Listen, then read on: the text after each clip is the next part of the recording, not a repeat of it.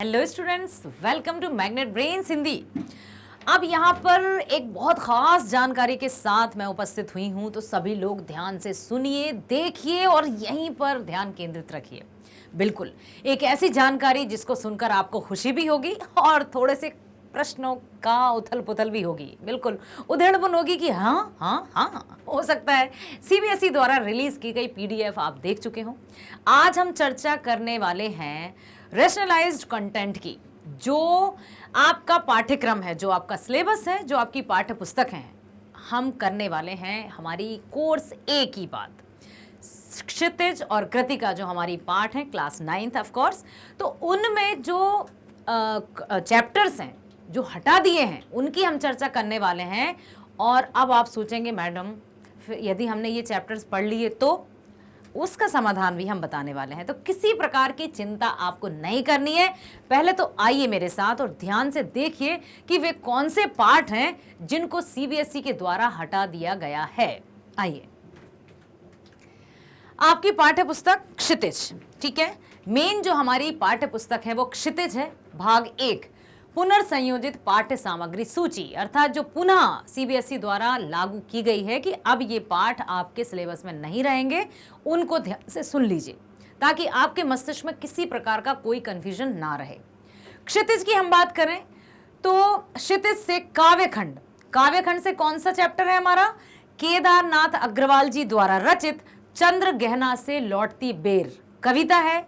ये पूरा पाठ अब आपके सिलेबस में नहीं है, अर्थात इस कविता से संबंधित कोई भी प्रश्न आपकी परीक्षा में नहीं पूछे जाएंगे, चाहे वो क्लास टेस्ट हो, चाहे आपकी किसी भी प्रकार की परीक्षा। कहा ना, तो आपको इस पाठ को परीक्षा के लिए पढ़ने की जरूरत नहीं है।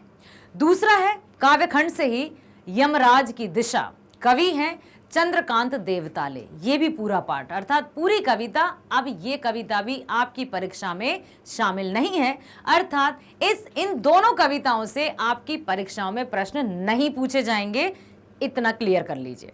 काव्यखंड से चलते हैं हम गद्यखंड की ओर।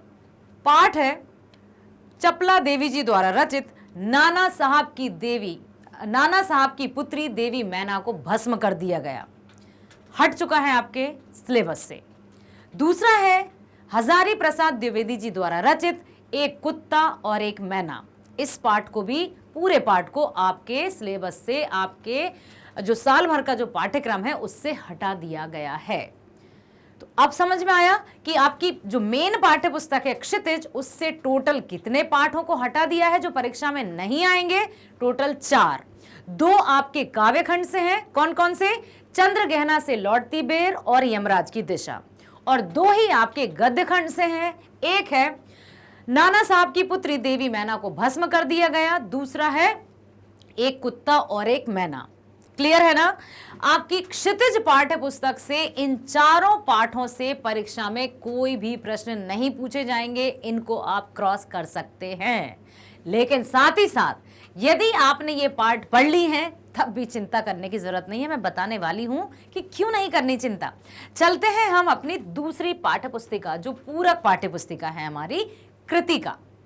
कृतिका से भी 2 पाठ हैं जिनसे संबंधित आपकी परीक्षा में कोई प्रश्न नहीं पूछे जाएंगे।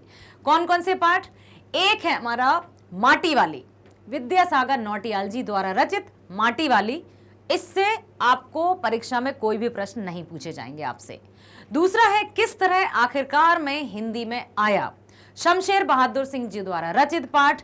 ये भी अब आपकी परीक्षा में नहीं आएगा, अर्थात इन दोनों पाठों से परीक्षा में कोई भी प्रश्न नहीं पूछे जाएंगे। तो परीक्षा हेतु आपको इन दोनों पाठों की तैयारी करने की बिल्कुल भी आवश्यकता नहीं है। क्लियर हुआ? क्षितिज से 4 पाठ, 2 काव्य से, 2 गद्य से। कृतिका से भी 2 पाठ, एक है माटी वाली, दूसरा है हमारा किस तरह आखिरकार में हिंदी में आया। तो दोनों पाठ्य पुस्तकों को मिलाकर हमारे कोर्स से 6 पाठों को परीक्षा से हटा दिया गया है, अर्थात इन 6 पाठों से आपकी परीक्षा में किसी प्रकार के कोई प्रश्न नहीं पूछे जाएंगे। क्लियर हुआ? अब देखिए, आपके मस्तिष्क में जो सवाल आ रहे हैं कि अब हमने यदि पढ़ लिए, वो हमारी मेहनत तो बर्बाद चली गई। बिल्कुल नहीं। आपकी मेहनत, क्या किसी की भी मेहनत कभी भी बर्बाद नहीं जाती है। जो मेहनत की है वो कभी ना कभी काम आती है, इसलिए मेहनत करने से पीछे नहीं हटना है। जो ज्ञान अर्जन किया है उसको आपके मस्तिष्क में रखिए।